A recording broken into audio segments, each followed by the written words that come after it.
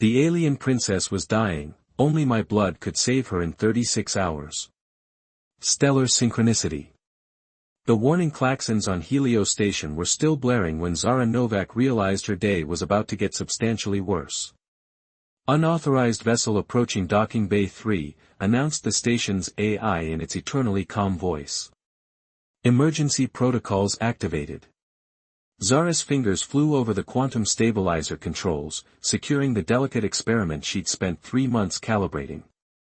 The last unauthorized vessel had been a refugee ship with engine failure. The one before that, smugglers looking for a quick resupply. Helios station's position in the outer reach made it a convenient stop for those avoiding the coalition's more heavily monitored routes.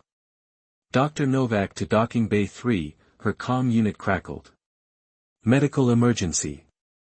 She muttered a curse in 3 languages. As the station's only quantum engineer, Zara's job was maintaining the reactor core that kept Helios functioning, not dealing with whatever trouble had just arrived at their doorstep. But with the station's medical officer on leave, her background in xenobiology made her the next best option. The docking bay was chaos when she arrived. Security Chief Hammond stood with weapon drawn as the airlock cycled open. Behind him, 3 officers maintained defensive positions. "What's the situation?" Zara asked, pulling her medical scanner from her belt. "Diplomatic vessel from the Ascendancy," Hammond replied without taking his eyes off the airlock. "1 passenger, claiming medical distress. Director Jennings authorized emergency docking." The Ascendancy. Zara felt her pulse quicken. The advanced alien civilization rarely sent representatives to human outposts, especially ones as unremarkable as Helios. The airlock hissed open, revealing a figure that made everyone step back involuntarily. Zara assumed it was male from the broad shoulders and height, stood nearly 7 feet tall. His skin shimmered with an iridescent blue-green quality that reminded Zara of Earth's oceans. But it was his eyes that captured her attention, luminous amber with vertical pupils that constricted in the station's harsh lighting. "You must help me," he said in perfect standard, his voice resonant but strained. Then his legs buckled. Hammond and Zara lunged forward simultaneously, catching the alien before he hit the deck. Heat radiated from his body like a malfunctioning reactor core. "Get him to medical," Zara ordered, activating her scanner. The readings made no sense, cellular degradation advancing at an impossible rate, neural pathways misfiring, and something else, something her equipment couldn't quite identify. In medical, they managed to get him onto the examination table. Up close, Zara could see delicate patterns etched across his skin, like circuitry, or elaborate tattoos that pulsed with internal light. "I am Commander Thorne Blackwood, diplomatic envoy of the Ascendancy," he managed, his breathing labored. "I've been compromised." "Poisoned," Zara corrected, studying her scanner. "Some kind of molecular disruptor targeting your specific genetic structure." She looked up. "Who did this to you?" A faint smile crossed his face. "Perceptive. Most would assume natural illness. I'm not most people." She adjusted the scanner. "This toxin is elegant. Custom designed. The Syndicate," he murmured. "They've been trying to prevent the treaty negotiations." Hammond stepped closer. "The criminal organization? What treaty?" "The Ascendancy has discovered something valuable in this sector," Thorne explained, wincing as another wave of pain hit him. "We wish to establish formal relations with your coalition rather than simply claiming the resources. The Syndicate prefers the current lawless arrangement." Zara was barely listening, focused instead on the bizarre readings from her scanner. "This doesn't make sense. The toxin is adapting to your immune response, but there's something else happening at the molecular level, almost like." She trailed off as her scanner beeped with an unexpected alert. With trembling fingers, she adjusted the parameters and scanned again. "That's impossible," she whispered. "What is it?" Hammond demanded. "The toxin isn't just destroying his cells," Zara said slowly. It's creating specific receptors that require a genetic counteragent found in. She looked up, meeting Thorne's amber eyes. Found in my blood. The room went silent. That is why I came to this station, Thorne said quietly. Our intelligence indicated someone with the specific genetic marker was stationed here. I did not know who. You're saying someone poisoned you with something that can only be cured by her. Hammond's hand drifted toward his weapon. That's too convenient. Not convenient, Thorne corrected. Calculated. The Syndicate knows of the Ascendancy's interest in genetic compatibility between our species. They're trying to force an uncontrolled demonstration. Zara's mind raced. In her 3 years on Helios, she'd submitted routine medical scans, tissue samples, standard procedure for all Coalition personnel. Anyone with access to that database would know about her unusual genetic markers, remnants of experimental treatments she'd received as a child to cure a rare blood disorder. How would this counteragent work, she asked, professional curiosity overriding her growing unease. Through direct hematological exchange, Thorne replied. Our scientists call it synchronous resonance. Hammond snorted. You mean blood transfusion? More intimate than that, Thorne said, his eyes never leaving Zara's. Continuous exchange through sustained physical contact. Zara felt heat rise to her face. You need to touch my blood. I need to touch you, he corrected. For approximately 36 hours, with increasing levels of contact as the toxin progresses. Hammond stepped between them. Absolutely not. We'll contact Coalition Medical Command. They can send specialists. I'll be dead in 12 hours without intervention, Thorne interrupted. And the treaty negotiations will collapse.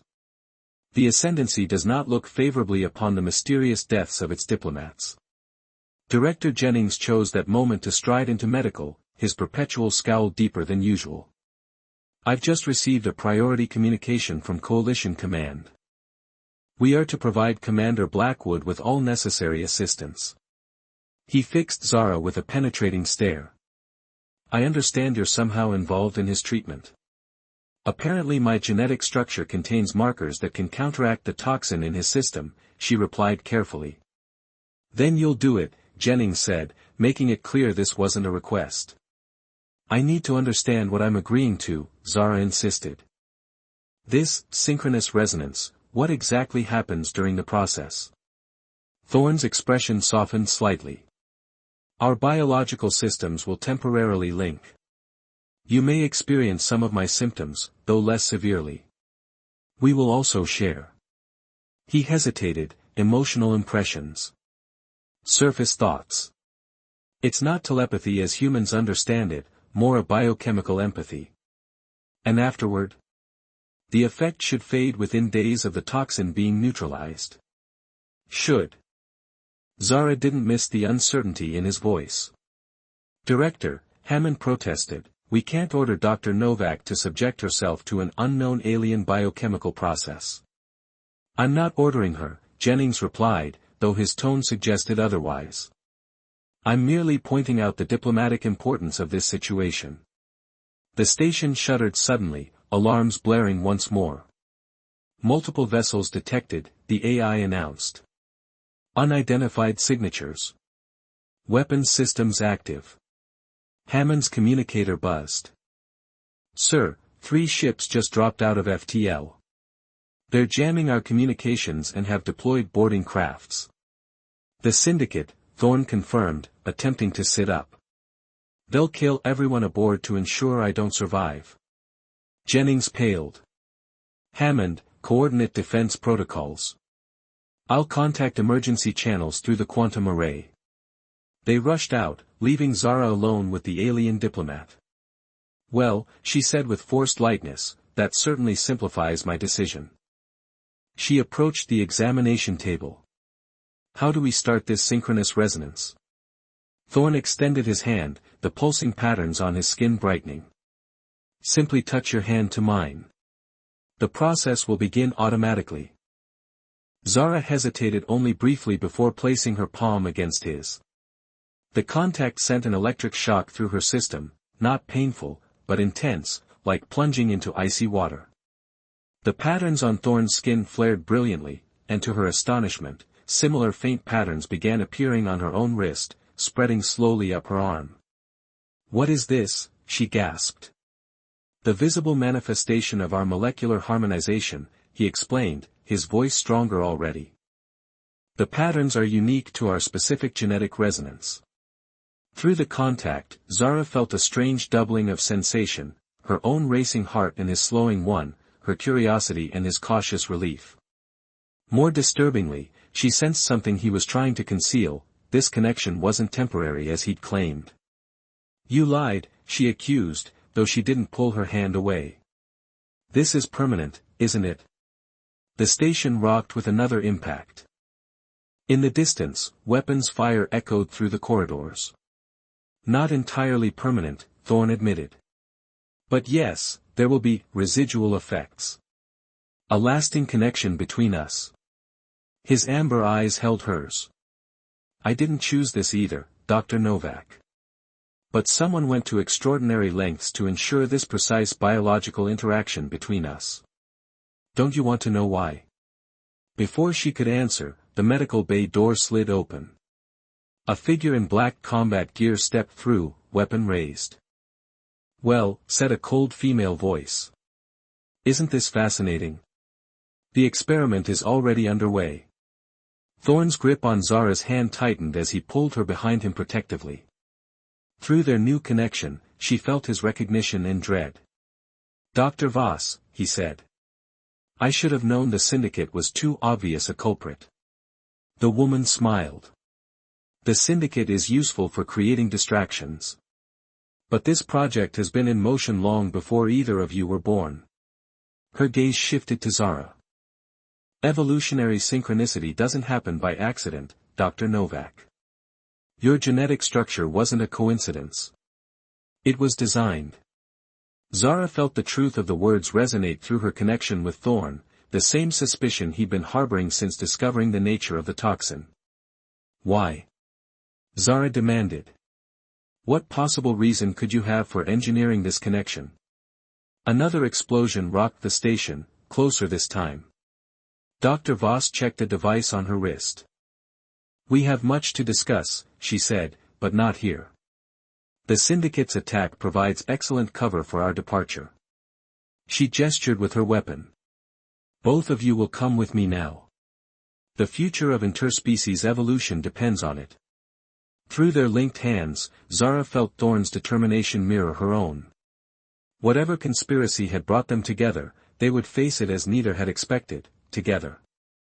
Convergent evolution. The stolen shuttle hurtled through the quantum slipstream, its engines straining beyond recommended capacity. In the cramped cockpit, Zara monitored the fluctuating energy levels with growing concern. "We can't maintain this speed much longer," she warned, fingers dancing across the controls. "The containment field is already at 87% stress tolerance." Beside her, Thorn's iridescent skin pulsed with faint blue light, the patterns now mirrored on Zara's own arms where they touched the navigation controls. In the 3 days since their escape from Helio Station, the synchronous resonance between them had stabilized and deepened. The toxin was nearly neutralized, but their connection remained. "Can we reach the Vega drift before pursuing vessels detect us?" Thorn asked, his amber eyes scanning the sensor readouts. "Maybe. If the engines don't implode first." Zara glanced back at their unwilling passenger, secured in the rear compartment. "Our guest hasn't been particularly forthcoming about who might be following us." Dr. Lyra Voss sat with perfect posture despite her restraints, her silver-streaked hair immaculate even after their chaotic escape. The geneticist who had engineered their connection regarded them with clinical interest rather than fear. "The Coalition and the Ascendancy will both be searching for you," she said calmly.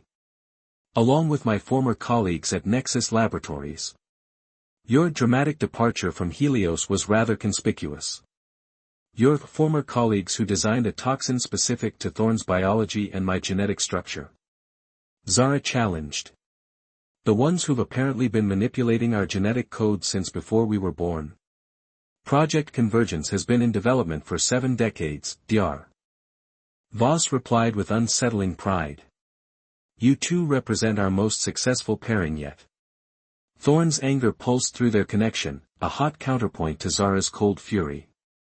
You speak of us as if we're laboratory specimens. You're the future, Voss corrected. The first viable human ascendant compatible pair capable of true genetic synchronization. Do you have any idea how revolutionary your bond is? The political implications alone. Save it, Zara snapped as proximity alarms blared across the console. We've got company. A sleek vessel had dropped out of slipstream directly in their path, its distinctive silhouette unmistakable, a coalition pursuit craft, heavily armed and significantly faster than their shuttle. Unidentified vessel, this is Captain Rafe Orion of the Coalition Security Force, a deep voice announced over the comm. Power down and prepare to be boarded. You are harboring fugitives and a known terrorist. Thorn raised an eyebrow.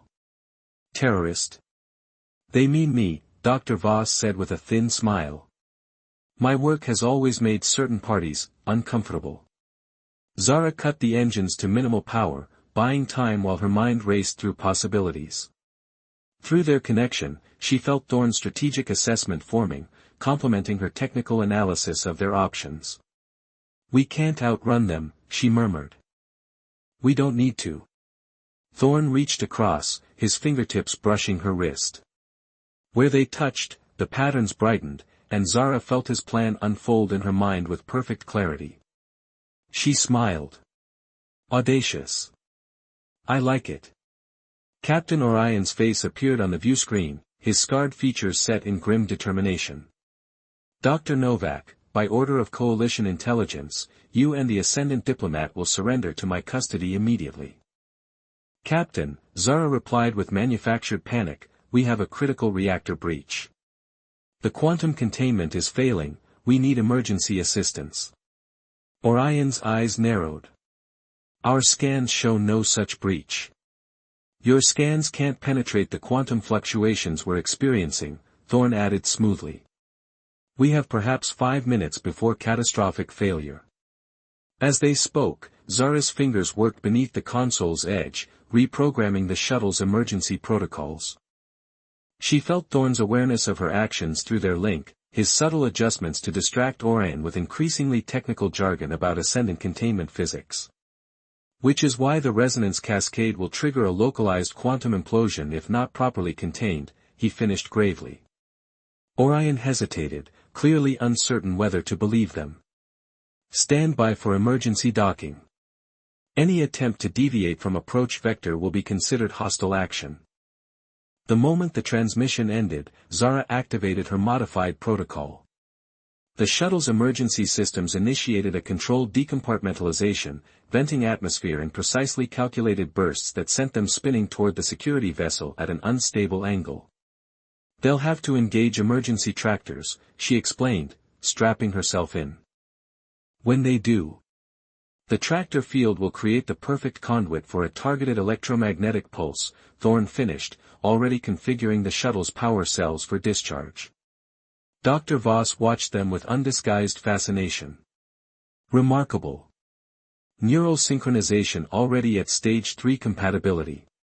You're adapting to each other's thought patterns faster than any previous subjects.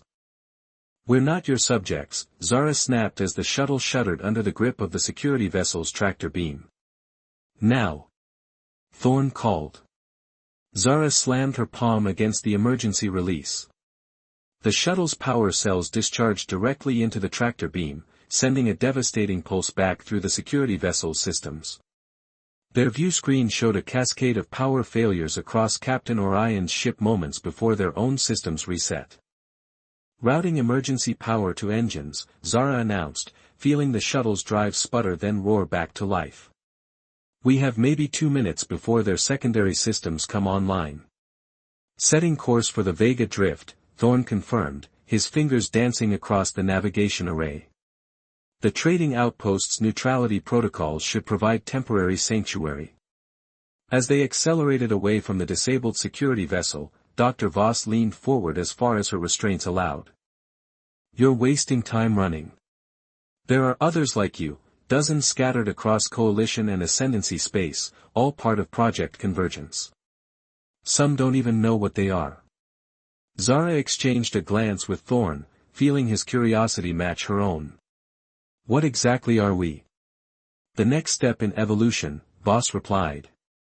Genetically compatible hybrids capable of forming permanent neurobiological bonds. The political architects of the project envisioned controlled pairings to cement diplomatic alliances, living treaties, if you will. But what they didn't anticipate was the deeper potential. Which is? Thorn prompted. True synchronistic evolution. Your connection isn't just biochemical, it's changing both of you at the cellular level, creating something entirely new. Voss's eyes gleamed with scientific zeal. That's why they're so desperate to recapture you. You've surpassed the project parameters.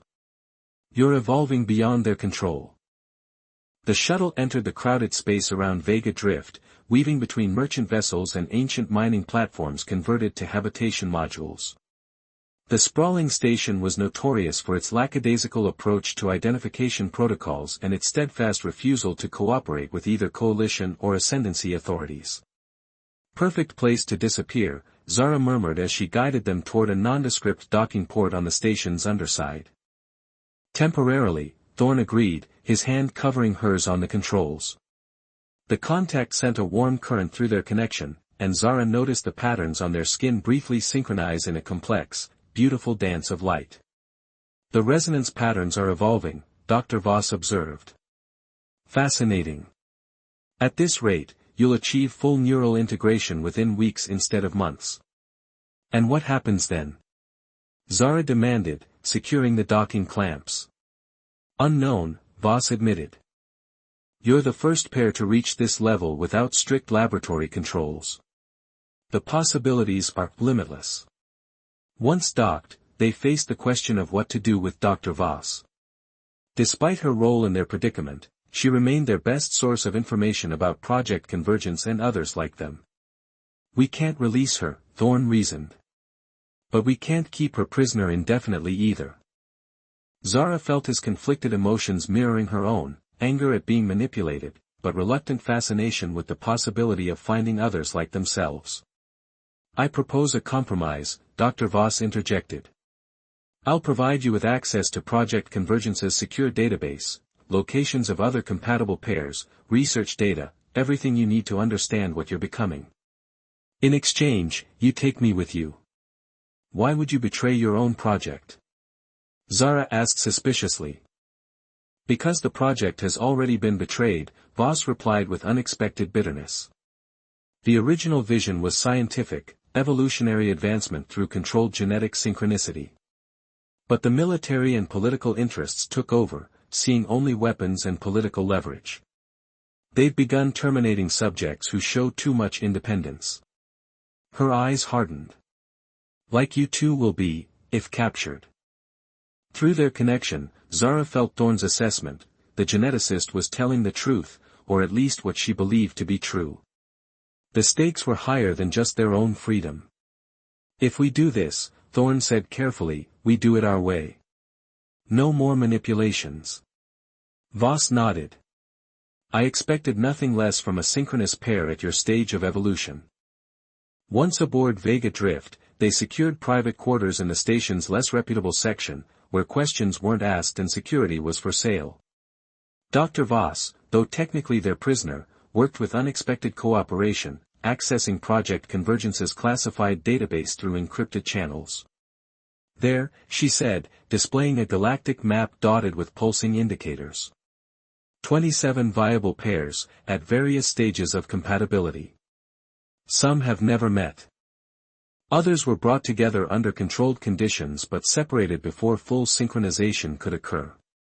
Why separate them? Zara asked, studying the data with growing horror. If the goal was synchronous bonding. Because the first fully synchronized pairs developed abilities that frightened the project administrators, Voss explained. Enhanced perception, accelerated healing, and most concerning to the authorities, resistance to external control. they couldn't be coerced or threatened once the bond was complete. Their loyalty was to each other, not to any government or military. Thorn's hand found Zara's, their patterns flowing together as they absorbed this revelation. Through their connection, they shared the same realization: they needed to find these others before Project Convergence's operators eliminated them. "We'll need a faster ship," Thorn said, already calculating requirements. "And better weapons." "I know someone who can help with that," Zara replied, thinking of an old colleague with connections to less-than-legal technology dealers. "But we'll need to move quickly. Once Captain Orion reports our location." A station-wide alert interrupted her, followed by an announcement: "Attention all sections. Coalition security forces have established a blockade around Vega Drift. All departing vessels will be subject to inspection." Repeat, Coalition security forces have established a blockade.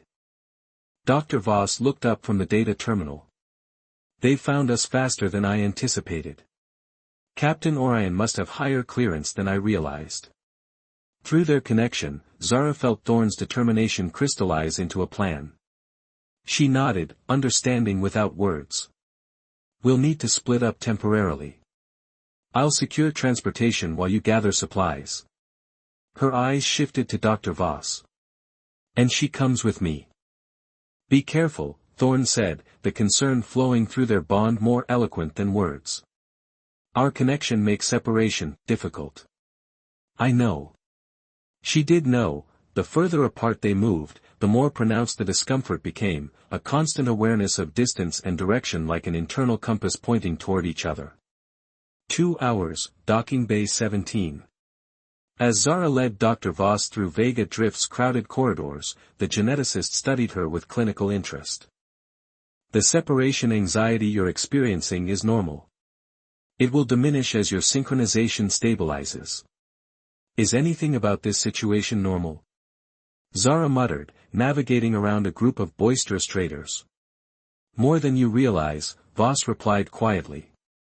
"Convergent evolution has been driving our species toward compatibility for millennia. Project Convergence merely accelerated what was already possible." Before Zara could respond, she spotted a coalition security detail ahead, led by a tall figure she recognized instantly from the view screen: Captain Rafe Orion. She pulled Voss into a side passage, heart pounding. "They're searching methodically," she whispered, feeling Thorn's immediate awareness of her distress through their bond. Across the station, he was already moving toward her location, their connection drawing them together like magnets. "There's something else you should know, Dr. Voss said urgently. "Something I haven't told you about Captain Orion." "Now is hardly the time for." "He's one of you," Voss interrupted. "A genetically modified hybrid, compatible with an ascendant diplomat he was assigned to protect 15 years ago. They achieved partial synchronization before being forcibly separated by project administrators. He's been hunting compatible pairs ever since, trying to find her." The revelation hit Zara like a physical blow. "He's not trying to capture us. He's trying to find information about his partner. And he's not the only one," Voss added. "There are others within both governments working against Project Convergence, trying to protect compatible pairs. The project has become a battleground between those who see your kind as weapons and those who recognize you as the future." When Thorn arrived minutes later, Zara shared Voss's revelation through their strengthening connection. Together, they made a decision that would change everything. Captain Orion was alone when they approached him in a quiet corner of the station's hydroponics section. His hand moved to his weapon, then stopped as he recognized the synchronized patterns on their skin. "You've achieved full resonance," he said, his voice rough with emotion. "Like Naya and I began to, before they took her." "We know about Project Convergence," Thorn said quietly. "And about the others like us." "Then you know why I've been pursuing you," Orion replied. "Not to capture you, to warn you. And to ask for your help finding her." Zara stepped forward. "We're planning to find all of them. Every compatible pair scattered across the galaxy. But we can't do it alone, and we can't trust the existing authorities. "What are you proposing?" Orion asked. "A convergence," Thorne answered, the patterns on his skin brightening with conviction. "Not the one they engineered, but one we choose for ourselves. A new beginning." As the four unlikely allies discussed their plans, Dr. Voss watched with the satisfied expression of a scientist whose experiment had yielded unexpected but remarkable results. The artificially engineered connection between species had evolved into something far more powerful than mere politics or military advantage. It had become the catalyst for a new form of existence, one that transcended the boundaries governments had tried to maintain. Hours later, as their newly acquired ship slipped past the Coalition blockade using identification codes provided by Captain Orion, Zara stood with Thorne on the bridge, their hands linked, their patterns flowing between them like liquid starlight. "Where do we go first?" she asked, although she could feel his answer forming in her mind. "To find the others," he replied, his amber eyes reflecting the star-filled viewscreen. "To show them what we've discovered, that what was done to control us has given us the power to choose our own evolution." Through their deepening bond, they shared a vision of the future, not one of diplomatic manipulation or military advantage, but of genuine connection between worlds, beginning with the scattered pairs like themselves.